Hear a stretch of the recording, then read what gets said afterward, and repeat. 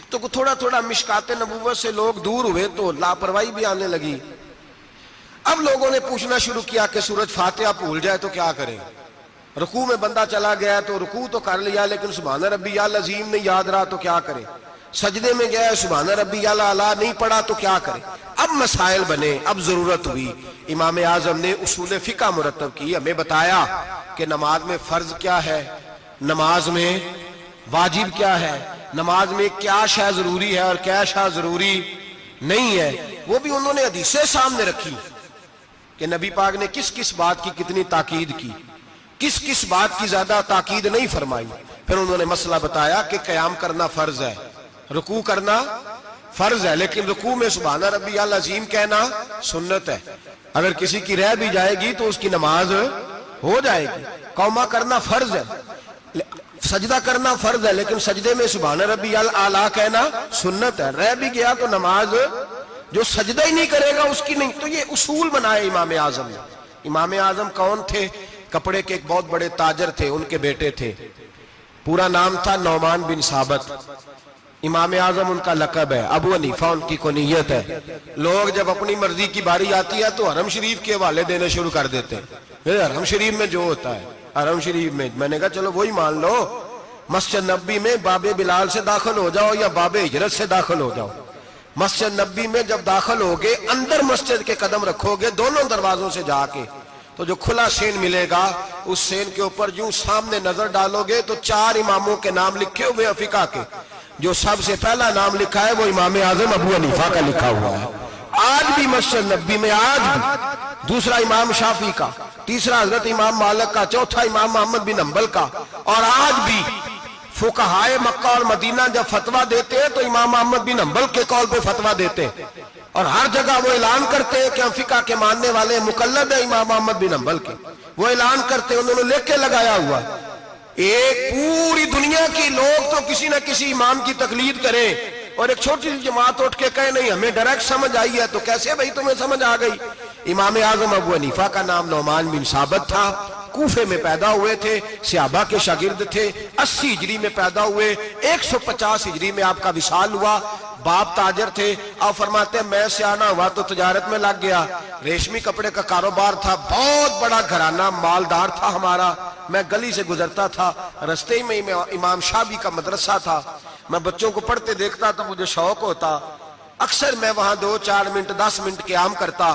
ایک دن امام شافعی نے بلایا اور بلا کے فرمایا بیٹے کیا کرتے ہو؟ میں نے کہا کپڑے کا کام کرتا ہوں. تو کہنے لگے تیرے چہرے میں بڑی چمک ہے, تیرے چہرے میں بڑی روشنی ہے, مجھے لگتا ہے میرا رب تجھ سے کوئی بڑا ہی کام لینے والا ہے, تو آ نہیں جاتا, پڑھ نہیں لیتا. اقبال کہتے ہیں اگر کوئی شعیب آئے میسر, شبانی سے کلیمی 2 قدم ہے. اللہ کرے کسی کو کوئی مل جائے, کسی کو کوئی بیٹھا ہوا مجھے دور دعا دیتا ہے, میں ڈوبتا ہوں پر سمندر اچھال دیتا ہے. اللہ کرے کوئی مل جائے. فرماتے امام شافعی نے میری بات ہوئی تو میں حضرت حماد کے مدرسے میں داخل ہو گیا. امام حماد بہت بڑے مفتی تھے, سند بھی سن لے. امام اعظم شاگرد ہے امام حماد کے, اور امام حماد شاگرد ہے حضرت ابراہیم نخعی کے. حضرت ابراہیم نخعی شاگرد ہے حضرت علقمہ کے, اور حضرت علقمہ شاگرد ہے حضرت عبداللہ ابن مسعود کے. اور حضرت عبداللہ بن مسعود وہ صحابی ہیں جن کی ڈیوٹی تھی نبی پاک کا ڈنڈا مبارک کا سا اٹھانے کی, حضور کے جوتے اٹھانے کی. ڈائریکٹ نبی پاک سے علم دین حاصل کیا کرتے. یہ سند ہے امام اعظم ابو حنیفہ کی. حضرت امام اعظم کہتے ہیں میں امام حماد کے مدرسے میں پڑھنے لگا. کئی سال رہ کے میں نے ان کے مدرسے میں علم حاصل کیا. جب میں فارغ ہوا تو میں نے کہا استاد جی میں کہاں مدرسہ بناؤں, میں کس مسجد میں بیٹھوں, میں کہاں جاؤں؟ کہتے ہیں میرے استاد اپنی کرسی سے اٹھے اور میرا بازو پکڑ کے اپنی جگہ پہ بٹھایا. کہنے لگے میں نے تجھے پڑھایا ہے لیکن رب نے تجھے بڑا ہی عطا کیا ہے, اب تو کہیں اور نہیں جائے گا, میری مسجد پر بیٹھ کر لوگوں کو پڑھایا کرے گا. امام اعظم ابو حنیفہ نے فقہ اور اصول کا علم وہاں سے حاصل کیا. فرماتے ہیں پھر میرے استاد نے میری ڈیوٹی لگائی. فرمانے لگے اب تو کسی ایسی جگہ جا جہاں سے تجھے تقوی کی روشنی ملے, کوئی مرشد تلاش کر. سہ نفل نمازاں پڑھیاں ظالم نفس نہ مردہ ہو, اے بان فقیروں کسے نہیں مارے, آئے ہوئی چور اندر دا ہو. حضرت امام اعظم سن 80 ہجری میں کہتے ہیں 80 ہجری میں آج سے 1400 سال پہلے 1350 سال پہلے امام اعظم کہہ رہے ہیں مجھے ضرورت تھی کہ میں جا کے کسی کے ہاتھ میں ہاتھ دوں تاکہ میں اس سے اصلاح لوں جو میرے قلب و نظر کو صحیح کرے. ہم تو سارے سیانے، ہمیں تو کسی کی ضرورت ہی نہیں. فرماتے میں اپنے استاد کے کہنے پر امام جعفر صادق کے پاس گیا. 2 سال امام جعفر صادق نے مجھے پریکٹیکل کرایا. جو علم میں نے امام حماد سے سیکھا تھا اس پر عمل کرنے کا طریقہ مجھے امام جعفر صادق نے سکھایا ہے. 2 سال. اور امام اعظم فرمایا کرتے تھے اگر وہ 2 سال نہ ہوتے تو میں ہلاک ہو جاتا. وہ 2 سال نہ ہوتے تو میں، فرماتے ان سے میں نے پڑھنا پڑھانا سیکھا. اور امام جعفر صادق رات کو مجھے ساتھ کھڑا کرتے اور ساری رات نفل پڑھاتے. وہ میری تربیت کرتے. وہ علم تو میرے اندر تھا لیکن عاجزی، تقوی، پرہیزگاری، عبادت، قرآن سے پیار، یہ مجھے امام جعفر صادق نے سکھایا. امام اعظم ابو حنیفہ بہت بڑے فقیہ بنے، پھر مدرسہ بنایا، پھر خانقاہ بنائی.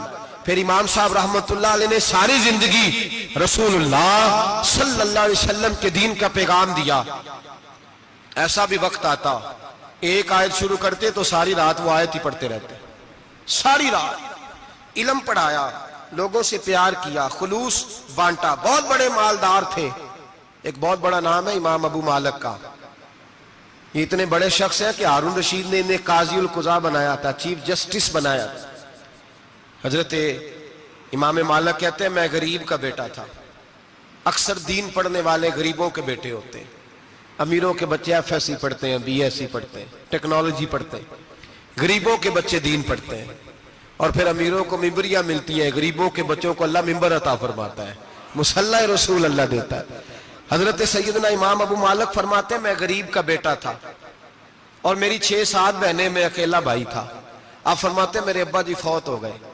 میری امی پکڑ کے مجھے ایک دھوبی کی دکان پہ لے گئی، کہنے لگی اسے کپڑے دھونے کا طریقہ بتا دے، سلیقہ سمجھا دے، یہ بھی ایک چھوٹی سی لانڈری کی دکان کھول لے گا، میری بیٹیوں کا پیٹ پال لے گا.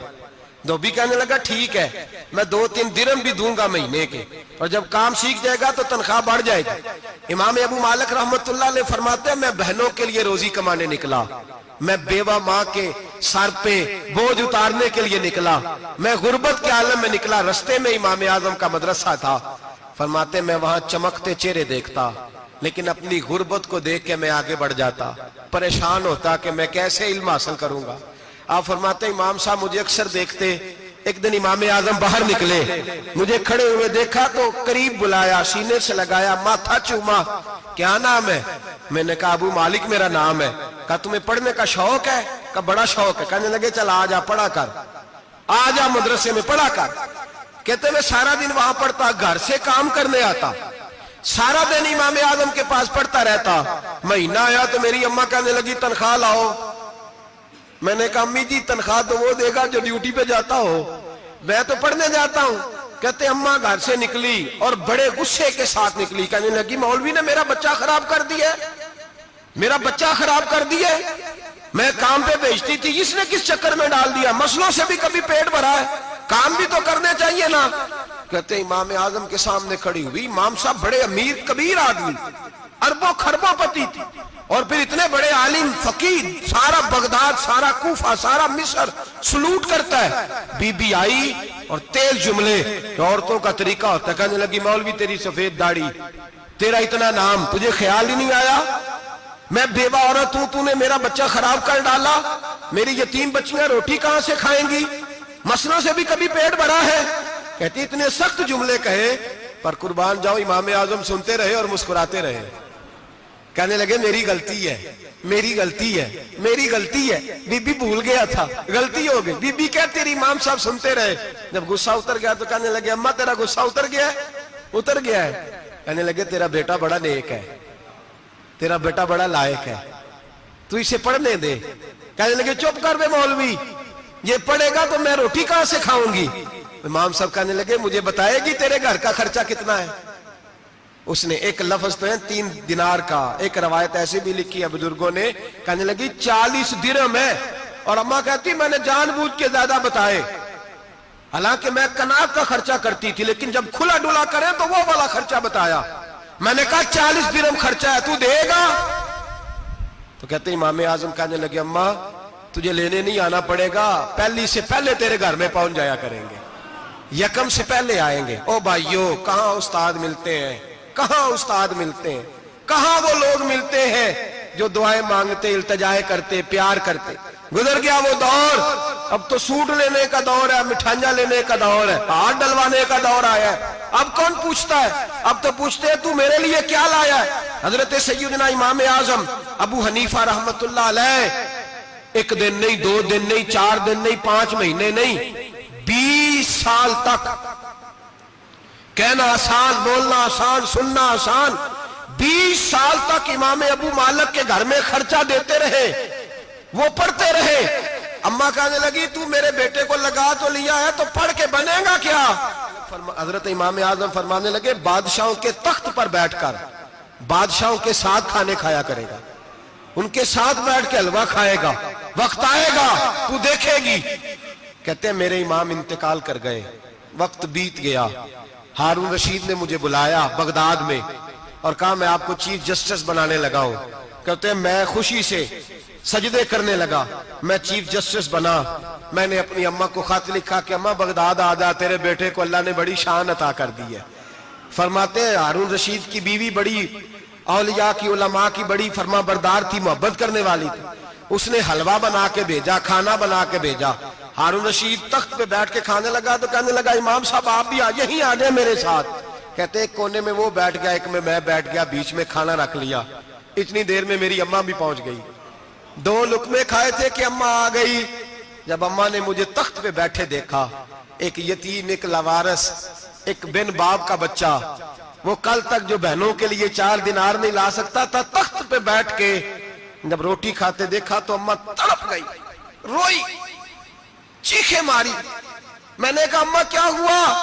कहने लगी बेटा मुझे तेरा उस्ताद याद आ गया है, उसने कई साल पहले कहा था इसे दीन का इल्म पढ़ने दे, इसे फकीह बनने दे, ये बहुत आगे जाएगा। देख आज अल्लाह ने तुझे कितनी शान अता की है। कहा बेटा ये कमाल तेरा नहीं, ये इमाम आजम अबू हनीफा का कमाल है, ये उनका कमाल है जिन्होंने तुम्हें यहां तक पहुंचाया।